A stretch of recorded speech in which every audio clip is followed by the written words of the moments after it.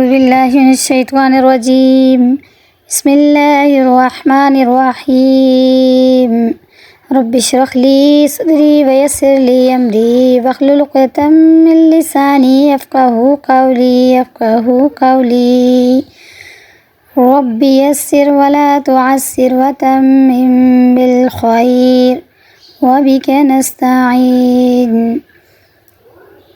میرے تمام ویورز جتنے میرے ساتھ پڑھنے والے سننے والے ہیں سب کو السلام علیکم ورحمۃ اللہ وبرکاتہ۔ امید کرتی ہوں آپ سب خیریت و عافیت سے ہوں گے۔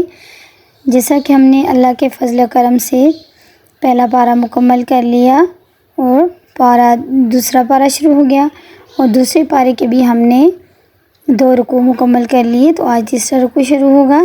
آپ سب میرے ساتھ قرآن پاک کھول لیجئے اور ہم شروع کرتے ہیں۔ یا ایھا الذین، اے لوگو، آمنو، ایمان والو، آمنوا استعینوا، مدد مانگو تم، بالصبر، صبر سے، والصلاۃ، اور نماز سے، بے شک اللہ تعالیٰ، ان اللہ، بے شک اللہ تعالیٰ، مع، ساتھ ہے، صابرین، صبر کرنے والوں کے۔ اللہ تعالیٰ فرما رہے ہیں کہ جب بھی کبھی آپ کو کوئی آزمائش آئے، کوئی تکلیف پہنچے، تو یہ اللہ تعالیٰ کا بتایا ہوا طریقہ ہے کہ ہم نے کس سے مدد مانگنی ہے، کسی انسان سے نہیں۔ سب سے پہلے ہم نے اس تکلیف پہ، اس آزمائش پہ صبر کرنا ہے جتنا ہم سے ہو سکے۔ پھر اپنے کیا کرنا ہے کہ نماز پڑھنی ہے۔ جب بھی کوئی تکلیف آئے، پریشانی آئے، 2 رکعت نماز صلاۃ و حاجت پڑھ لیں آپ، تو خود بخود اللہ تعالیٰ آپ کی پریشانیاں، مشکلیں آسان کر دے گا۔ اللہ تعالیٰ فرماتا ہے اگر آپ نے میری آزمائش پہ صبر کر لیا تو پھر آپ کے ساتھ میں ہوں، ان اللہ، بے شک اللہ تعالیٰ، مع، ساتھ ہے صبر کرنے والوں کے۔ تو صبر ہی ایسی چیز ہے جو سب سے زیادہ مشکل ہے۔ ہم پہ جب بھی کوئی آزمائش، کوئی تکلیف آتی ہے تو ہم صبر نہیں کر پاتے۔ ہم اللہ سے دعا کر سکتے ہیں اللہ ہمیں صبر کرنے والوں میں داخل کر دے، شامل کر دے۔ والا، اور نہ، تقولو، تم کہو، کس کو کہو، لمن، اسے جو، یقتل، مارے جائیں، فی سبیل اللہ، اللہ کی راہ میں جو شہید ہو جائیں، اموات، انہیں مردہ، انہیں مرا ہوا نہ کہو۔ اب یہ اللہ فرما رہا ہے شہید کا کتنا بڑا رتبہ ہے، کیونکہ وہ اپنی جان و مال، اپنے بیوی بچے، اپنے اہل و عیال، اپنا سب کچھ چھوڑ کر ملک کی حفاظت کے لیے، اسلام کی سالمیت کے لیے اللہ کی راہ میں اپنے آپ کو جب قربان کر دیتا ہے، تو پھر اللہ نے اس کا اتنا ہی بڑا اجر رکھنا تھا جو اللہ نے اس کو دے دیا۔ کہ اللہ نے قرآن میں فرما دیا کہ میرے راستے میں مارے جانے والوں کو تم مردہ نہ کہنا، بلکہ احیاء، وہ زندہ ہیں، ولیکن، لیکن تم شعور نہیں رکھتے، لا تشعرون، تم شعور نہیں رکھتے، تمہیں عقل نہیں کہ وہ میرے پاس زندہ ہیں۔ اب یہاں پہ ہم یہ بات سوچیں کہ وہ کیسے زندہ ہیں، وہ کدھر کھانا کھا رہے ہیں، وہ کدھر پی رہے ہیں، تو یہ چیزیں عقل سے بالا تر ہیں۔ جب بات آ جائے اللہ کی طرف سے تو اس میں ہمیں حجت نہیں کرنی چاہیے، کیونکہ شروع میں اللہ نے فرمایا اس کتاب میں لا ریب فیہ، اس میں کوئی شک نہیں، تو پھر ہمیں کوئی شک اس بارے میں نہیں ہونا چاہیے، کوئی حجت ہم نے نہیں کرنی۔ جب اللہ نے کہہ دیا زندہ ہے تو ہم مانیں گے کہ وہ زندہ ہیں۔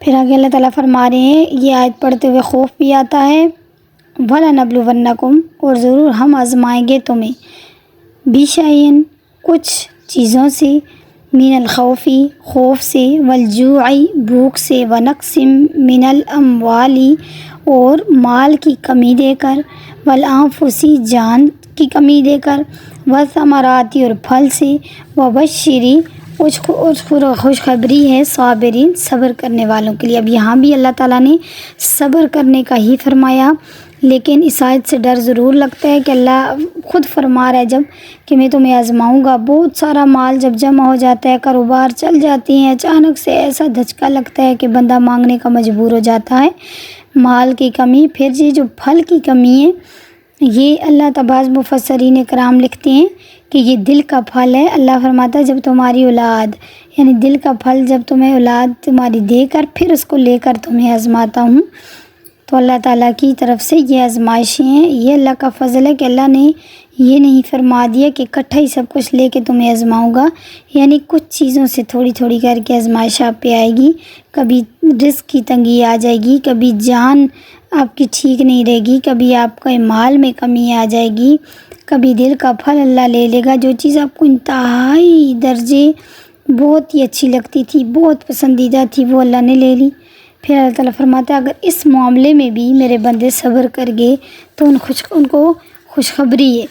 کیسی خوشخبری ہے؟ پھر خوشخبری میں اللہ تعالیٰ ہمیں جنت ہی دیں گے اور اپنا قرب نصیب فرمائیں گے۔ الذین وہ لوگ جو اذا جب اصابتہم انہیں پہنچتی ہے مصیبت، کوئی مصیبت، قالوا تو وہ کہتے ہیں انا للہ ہم اللہ کے لیے ہیں، وانا الیہ راجعون وانا اور ہم الیہ اسی کی طرف راجعون رجوع کرنے والے یعنی لوٹنے والے ہیں۔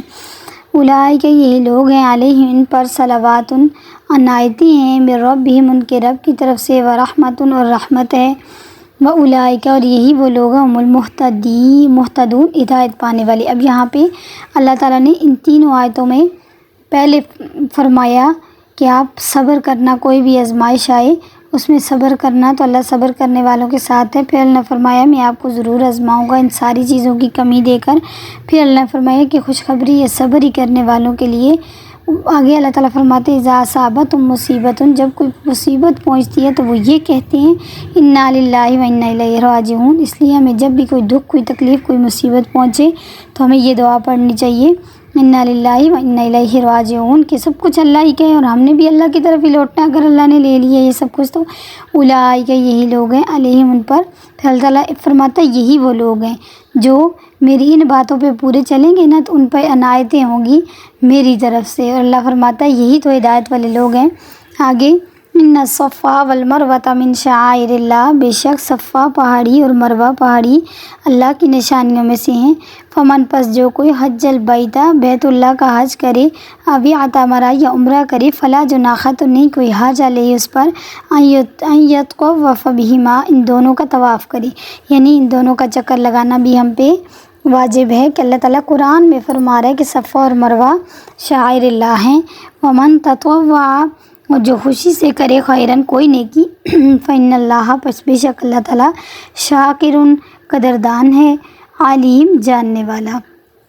ان الذین بے شک جو لوگ یکتمون چھپاتے ہیں ما انزلنا جو نازل کیا ہم نے، من البینات کھلی نشانیوں سے، والہدی اور ہدایت، من بعد اس کے، ما بیناہ ہم نے واضح کر دیا، للناس لوگوں کے لیے، فی الکتاب کتاب میں، اولئک یہی لوگ ہیں یلعنہم اللہ لعنت کرتا ہے اللہ تعالیٰ ان پر، استغفر اللہ ربی اللہ ایسے لوگوں سے بچائے جو اللہ کی طرف سے لعنت کیے ہوئے ہیں، ویلعنہم اللاعنون اور لعنت کرتے ہیں ان پر لعنت کرنے والے، الا الذین سوائے وہ لوگ جو تابو جنہوں نے توبہ کی، گناہ ہو گیا فوراً توبہ کر لیں، استغفر اللہ ربی یا اللہ یہ گناہ ہو گیا، یا اللہ سچے دل سے توبہ کرتے ہیں پھر کبھی ایسا گناہ نہیں کریں گے تو اللہ تعالیٰ فوراً معاف کر دیتے ہیں، واصلحوا اصلاح کی، وبینوا اور واضح کیا، فاولئک پس یہی لوگ ہیں اتوب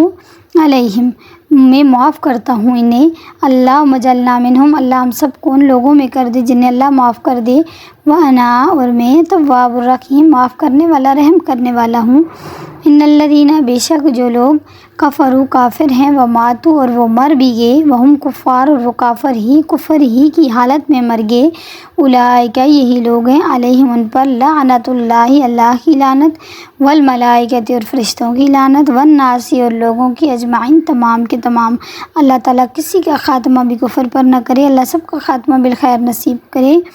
خالدین فیہا ہمیشہ رہیں گے اس میں، استغفر اللہ ربی اللہ ہمیشہ کے جہنمیوں میں ہمارا شمار نہ کرنا، ہماری قیامت تک آنے والی نسلوں کو اللہ جنتیوں میں شمار کر دے، جنتیوں میں ان کا نام لکھ دے، لا یخفف عنہم نہ ہلکا ہوگا ان سے عذاب ولا اور نہ ہم ینظرون نہ ہی انہیں کوئی مہلت دی جائے گی کہ اب تھوڑی دیر جہنم سے اب باہر جائیں پھر اندر آ جائیں، یعنی ایک دفعہ اگر کافر جب جہنم میں داخل ہوگے تو انہیں جہنم سے کوئی شخص نکالنے والا نہیں، نہ اللہ کی ذات۔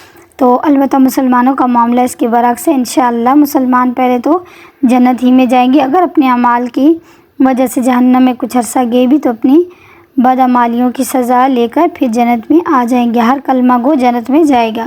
وَإِلَٰهُكُمْ إِلَٰهٌ وَاحِدٌ وَإِلَٰهُكُمْ تمہارا معبود الہ معبود ہے، واحد یکتا ایک، لا نہیں، الہ کوئی عبادت کے لائق الا ہو سوائے اس کے، والرحمن الرحیم نہایت مہربان رحم کرنے والا ہے۔ صدق اللہ العظیم۔ الحمدللہ، اللہ کے فضل سے آج ہمارا سبق مکمل ہوا۔ تو آپ سب سے گزارش ہے، آپ سب قرآن پاک کھول کے لفظ بہ لفظ ترجمہ پڑھیں، سیکھیں، کیونکہ یہ قرآن ہی ہے جو دنیا و آخرت میں ہمارے لیے نجات کا ذریعہ ہے، ہماری بیماریوں کی شفا، اس میں ہر قسم کے دکھوں کا، ہر قسم کی بلاؤں کا، ہر قسم کی آزمائشوں کو ٹالنے کا علاج اور حل اللہ نے قرآن میں رکھا ہے۔ قرآن کا ایک ایک لفظ پڑھنے پہ 10 نیکیاں ہیں۔ اس قرآن پاک کی الف لام میم یہ 3 حرف ہیں، ان 3 حرفوں کو پڑھنے کی 30 نیکی ہیں۔ تو آپ سوچ لیں کہ جو ایک آیت پڑھے گا اس کے درجات کیا ہوں گے، اس کو کتنی نیکیاں ملیں گی۔ جو ایک رکوع پڑھے گا اور قرآن پاک کو عربی کے ساتھ پڑھنے کا اگر یہ عالم ہے، اتنی فضیلت ہے، تو آپ سوچ لیں کہ ترجمہ اور تفسیر جاننے سے آپ کو معلومات کتنی ہوگی، اور آپ کے خود بخود آپ اپنے جسم پہ روحانیت محسوس کریں گے، آپ کا دل خوشحال ہوگا جب آپ تلاوت کریں گے۔ تو آپ کو جب اللہ کے کلام کی سمجھ آتی جائے گی نا میری ماؤں بہنوں، تو یقین کریں آپ کا دل نہیں کرے گا کہ ہم قرآن پاک کو بند کریں۔ ایک کے ساتھ ایک اچھی آیت، خوشخبری جنتیوں کے لیے، متقین کے لیے، تو یہ سب پڑھتے ہوئے ہمیں بہت دلی سکون محسوس ہوگا انشاءاللہ۔ آپ دیکھ لینا کہ اس سے پہلے جب آپ قرآن پاک پڑھتے تھے وہ لذت آپ کو آتی ہوگی لذت، لیکن جو لذت آپ کو ترجمے کے ساتھ پڑھنے میں آئے گی وہ پہلے نہیں ہوگی۔ تو اللہ تعالیٰ ہماری زندگیوں کے اس قرآن کے ذریعے بدل دے، میری دعا ہے۔ اللہ تعالیٰ ہم سب کو عمل کی توفیق نصیب فرمائے۔ جتنا ہم پڑھ رہے ہیں، جتنا سن رہے ہیں، یہ ساری کاوش اسی لیے کی ہے کہ یا اللہ رہتی دنیا تک یہ سب صدقہ جاریہ بن جائے۔ ایک ہی مشن ہے۔ تو اللہ تعالیٰ آپ سے بھی التجا ہے کہ آپ میرے لیے دعا کریں۔ اللہ تعالیٰ ہمیں پورا قرآن پاک ترجمہ تفسیر کے ساتھ پڑھنے، سننے، اس پر عمل کرنے کی توفیق نصیب فرمائے۔ میں آپ کے لیے دعا کرتی ہوں، آپ کو اللہ قرآن کے ساتھ جوڑے رکھے ہمیشہ ہمیشہ کے لیے۔ آپ کی جتنی مالی جانی جتنی پریشانی ہے، اللہ تعالیٰ ان سب کو اس قرآن کی فضیلت سے، اس قرآن کو پڑھنے کی فضیلت سے، پڑھنے کی وجہ سے اللہ تعالیٰ ان سب پریشانیوں کو دور فرما دے۔ آمین ثم آمین۔ انشاءاللہ ملوں گی ایک نئی کلاس کے ساتھ۔ السلام علیکم ورحمۃ اللہ وبرکاتہ۔